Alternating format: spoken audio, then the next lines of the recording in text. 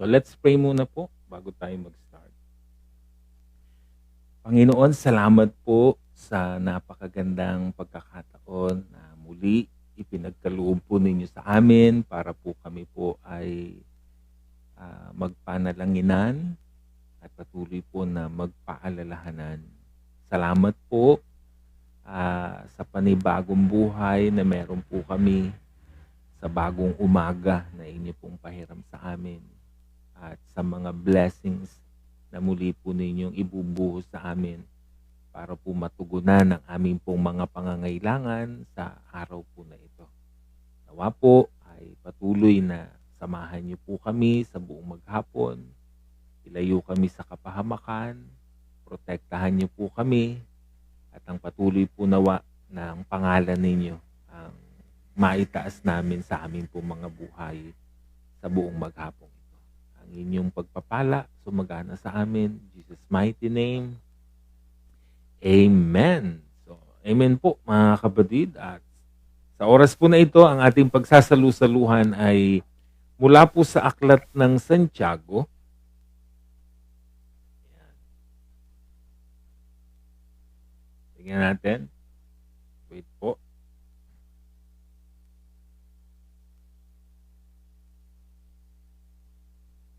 Mula po sa aklat ng Santiago,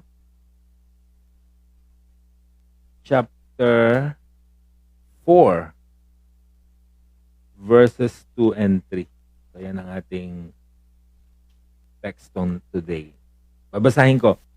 Santiago, Kapitulo 4, talatang 2 at 3. Mayroon kayong ninanasa, ngunit hindi ninyo makamtan. Kaya't pumapatay kayo, mapasain nyo lamang iyon. May mga bagay na gustong-gusto ninyo, ngunit hindi ninyo maangkin. Kaya kayo'y nagkakagalit-galit at nagkalaban-laban. Hindi ninyo nakakamtan ang inyong ninanais dahil hindi kayo humihingi sa Diyos.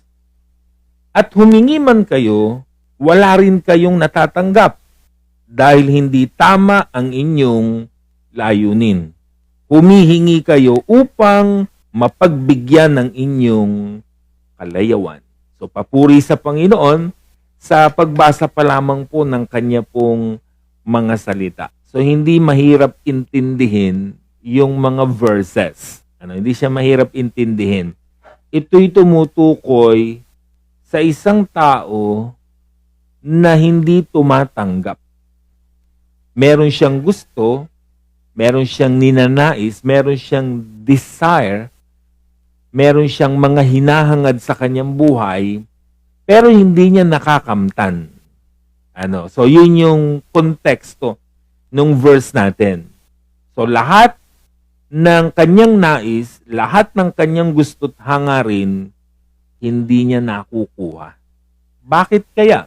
So let's find out. So sabi niya, ng mga talataan, meron siyang desire, pero hindi niya makamtan yung desire niya, yung gusto niya sa kanyang buhay. So anong dahilan? So nagbigay si Santiago ng 3 dahilan kung bakit hindi natin nakukuha yung gusto natin. Kasi bawat isa sa atin, lahat tayo, may ninanasa. Meron tayong mga, kung tawagin, desire of our heart. Diba? So meron tayong pagnanais ng ating mga puso. Bawat isa sa atin may mga gusto. Yung iba sa inyo gusto yumaman. Yung iba sa atin gusto gumaling. Yung iba sa atin ang gusto ay bumait ang mga anak. Ang iba sa atin ang gusto maging maganda ang relationship nilang mag-asawa. Ang iba, ang gusto nila ay makapagtayo sila ng bahay. Ang iba, ang gusto magkaroon ng sasakyan. Diba? Ang iba gusto makapag-abroad. Ang iba, ang gusto ay makauwi na sa Pilipinas. Ang iba, ang gusto ay matapos na ang pandemya. Marami tayong mga gusto, marami tayong ninanais ng ating mga puso. Ngayon ang tanong, bakit hindi natin nakukuha yung gusto natin? Bakit hindi natin natatanggap yung desire ng ating mga heart? So yan yung tanong na gusto nating sagutin. Sa oras na ito, na sinasabi ni Santiago. Kumbaga yung dream car, hanggang ngayon dream pa rin. Yung dream house, hanggang ngayon dream pa rin. Yung dream boy at dream girl mo, hanggang ngayon dream pa rin. Bakit hindi nagiging reality yung gusto natin? Bakit hindi nagkakaroon ng kaganapan yung desire ng ating mga puso? So sabi ni Santiago, nagbigay siya ng 3 dahilan. Una, mali ang pamamaraan mo. Meron kang gusto, meron kang desire, meron kang ninanais sa buhay mo, pero mali ang pamamaraan mo. Yan yung problema kasi sa tao eh. Meron silang mga hinahangad sa buhay, mali ang kanilang mga pamamaraan. 'Di ba? Nakikipaglaban, nakikipagpatayan, makuha lang ang gusto. Yun ang sinabi nung verse eh. Tingnan nyo ha, verse 2, balikan natin. Mayroong kayong ninanasa, ngunit hindi ninyo makamtan. Kaya't pumapatay kayo, mapasain nyo lamang iyon. May mga bagay na gustong-gusto ninyo, ngunit hindi ninyo maangkin. Kaya kayo'y nagkakagalit-galit at nagkakalaban-laban. So napansin nyo, ano ang ginagawa ng tao para makuha niya yung kanyang gusto? Yung ninanais ng kanyang puso. Sabi ng talataan, ang ginagawa niya, nakikipagkagalit siya. Nakikipaglaban. At ang pinaka-worst, pumapatay pa siya para makuha lang ito. So yun yung kanyang ginagawa. At yun ang isa sa pinakamalaking hadlang kung bakit ang tao hindi niya makuha yung kanyang gusto. Diba? At kung makuha man niya, hindi siya magiging maligaya kasi mali ang pamamaraan niya. Kasi maraming tao, limbawa, ang gusto yumaman, so anong pinapasok nila? Illegal. Easy money. Diba? So ganun ang kanilang ginagawa. So meron silang mga gusto, pero mali ang kanilang mga way, hindi nila yun makukuha. Kaya dapat tayo, pag meron tayong mga hinahangad sa buhay, meron tayong mga gusto, gawin natin yung pinakamagandang pamamaraan. Diba? At ang Panginoon ang tutulong sa atin to achieve. Diba? Yung mga desire ng puso natin. Gusto mong yumaman, gawin mo yung tamang pamamaraan. Magtrabaho ka, magsikap ka, magbusiness ka, gawin mo yung mga pwede mong gawin at ipagpaubaya mo sa Diyos yung hindi mo kayang gawin. Diba? At ang Diyos na ang bahala dun. Paunti-unti man ng pagyaman, pag-asenso sa buhay, mangyayari pa rin yun. Dahil ang Diyos ang tutulong sa atin kasi tama ang pamamaraan mo eh. Wala kang niloloko, wala kang dinadaya. Ang Diyos ang kakampi mo at pagkakampi mo ang Diyos, alangan namang pabayaan ka niya. Ganun ang ibig sabihin. Pangalawa, bakit hindi daw natin nakukuha yung ating gusto? Kasi hindi tayo humihingi. Yun yung sabi nung verse. Ulitin natin, verse 3. Sabi niya ay ganito. Verse 2 pa rin. Kaya kayo'y nagkakagalit-galit at nagkalaban-laban. Hindi ninyo nakakamtan ang inyong ninanais dahil hindi kayo humihingi sa Diyos. Nakita niyo yung verse? Bakit daw hindi natin natatanggap yung desire ng puso natin? Bakit hindi natin na-achieve yung ating gusto? Kasi sabi ng verse, kasi hindi kayo humihingi sa Diyos. Alam niyo, ang sikreto lang pala sa buhay na ito. Humingi tayo sa Diyos eh. Ano mang kailangan nyo, ano mang gusto nyo, hingi nyo lang sa Diyos. Na parang humihingi kayo sa magulang. Yan ang sabi ng Biblia sa atin eh. Bakit hindi daw natin nakukuha ang gusto natin? Kasi hindi tayo humihingi sa Diyos. Diba? And that is the easy way to get the desire of your heart. Ask God. Humingi tayo sa Diyos. Diba? Yan ang tinuro ng Panginoong Jesus sa Matthew chapter 7, verse 7 up to 11. Diba? Sabi niya, humingi kayo at kayo'y bibigyan. Humanap kayo't kayo'y makakasumpong. Kumatok kayo at ang pinto ay bubuksan. Anong sabi niya? Anong promise? Dahil lahat ng humihingi ay makatatanggap. At lahat ng naghahanap ay makakasumpong. At lahat ng kumakatok ang pinto ay pagbubuksan sila ng pinto. So nakita nyo, yung promise ng Panginoon. Basta humingi ka, bibigyan ka niya. Napakagandang pangako nun, para sa bawat isa sa atin. Huwag umasa na makakamtan mo yung mga gusto mo, mga pangarap mo sa buhay, mga desire ng iyong puso, kung hindi mo yan hihingin sa Diyos. Ang lahat hinihingi sa Diyos. Diba? Pag meron kayong gusto nyong yumaman, hingin nyo sa Diyos. Gusto nyo ng 4 wheels, hingin nyo sa Diyos. Gusto nyo ng bahay, hingin nyo sa Diyos. Gusto nyo gumaling, hingin nyo sa Diyos. Lahat hihingin natin. Diba? Ganun ang kailangan ginagawa. Gusto nyo magkaroon ng good relationship sa family nyo, hingin nyo sa Diyos. Baka kasi hindi natin hinihingi. Kaya hindi nangyayari. Ang sikreto ng pagkakaroon ng mga ninanais natin sa buhay, ask God. Humingi tayo sa Kanya. Alam niyo ang Diyos, nag-aantay lang siyang humingi tayo eh. Baka ang bawat isa sa atin, hindi pa tayo humihingi. Maraming mga bagay sa buhay natin ang wala tayo. Alam niyo kung bakit? Hindi natin hinihingi sa Diyos. Hingin natin. Ang Diyos na, sabi nga natin, di ba? Lagi nating nababasa sa Bible, tinuturo sa atin, pinaniniwalaan natin na ang lahat ng bagay ay pag-aari ng Diyos. Diba? Sa Diyos lahat ang mga bagay sa mundo. O, hingin natin sa Kanya. Alangan namang pagdamutan tayo ng Panginoon. Hingin natin sa Panginoon. Yun ang kailangan ginagawa natin, mga kabadid. Humingi tayo sa ating pong Panginoon. Pangatlo, bakit hindi natin nakakamtan ang ating mga ninanais? Ang sabi niya sa verse 3 ay ganito. At humingi man kayo, wala rin kayong natatanggap dahil hindi tama ang inyong layunin. Humihingi kayo upang mapagbigyan ang inyong kalayawan. So ano ang pangatlong dahilan kung bakit hindi daw natin natatanggap ang mga desire ng puso natin? Kasi masama ang layunin. Humingi ka nga sa Diyos, nag-pray ka, sabi mo, brother, nag-pray naman ako, hiningi ko naman sa Diyos. Bakit hindi ibinibigay? Malinaw na ang sabi ni Santiago. Bakit hindi ibinibigay kahit hiningi mo na sa Diyos? Kasi masama ang layunin mo.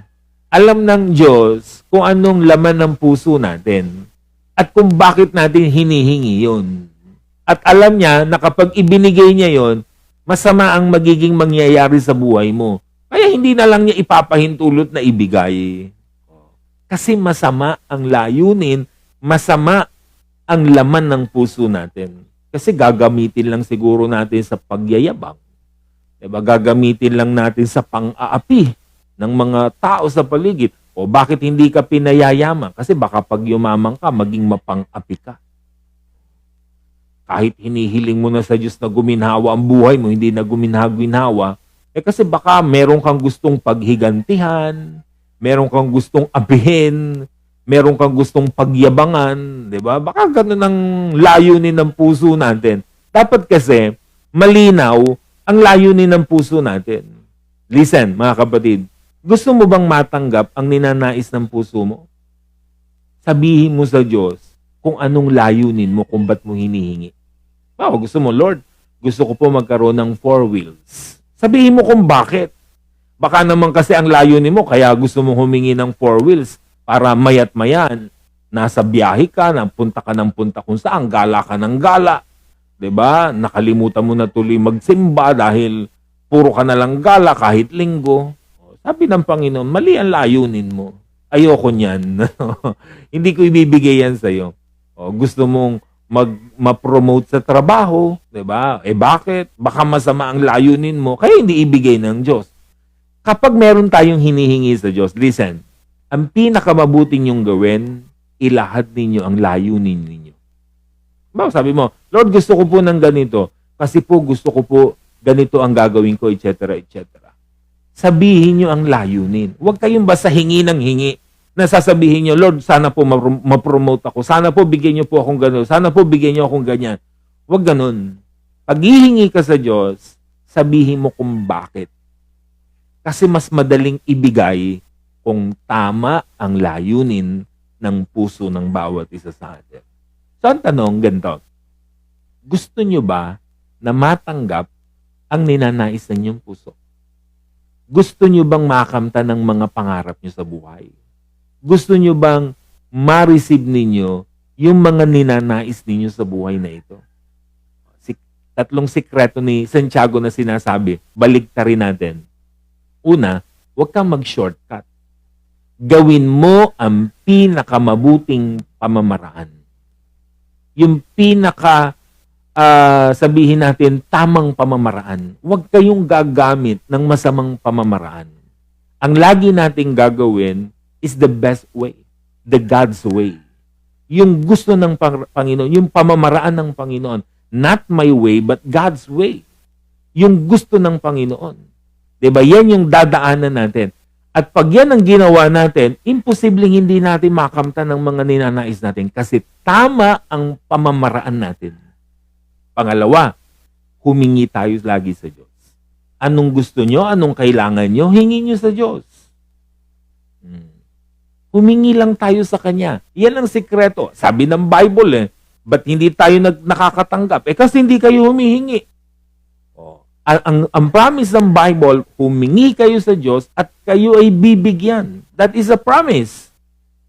So mag-start tayo mga kapatid. Humingi tayo. Ilista nyo lahat ng gusto nyong hingin sa Diyos. Everyday hingin nyo yan.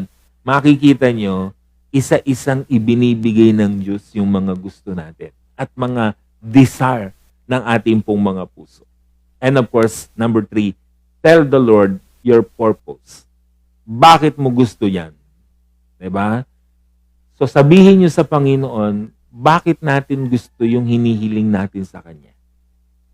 Dahil madaling bigyan yung alam mo yung magandang layunin. Parang sa mga anak lang, pag nanghingi ang anak natin, 'di ba? Mas madaling bigyan pag alam mo ang purpose. Sabi niya, Daddy, Mommy, pahingi nga ng pera, bibili ako ng cellphone. Baka sabihin mo pa sa kanya, anak, hindi pinupulot ang pera. Hindi basta-basta nakakahingi. Ano ko? ATM machine? Ganyan tayo, 'di ba? Kasi hindi natin alam yung purpose. Pero halimbawa, sabi ng anak mo, nanay, tatay, pahingi ng pera. Gusto kong bumili ng cellphone kasi gusto kong mag-online selling. Gusto kong kumita ng pera. O gagamitin ko yan sa pagtatrabaho ko, etc. etc. O edi madaling ibigay kasi alam mo na yung layunin niya. Pero kung ang gagawin niya lang niya ay puro umatak ng umatak, hindi natin ibibigay. Ganun ang ibig sabihin. Pag humingi ka sa Diyos, sabihin mo sa Kanya kung anong layunin mo.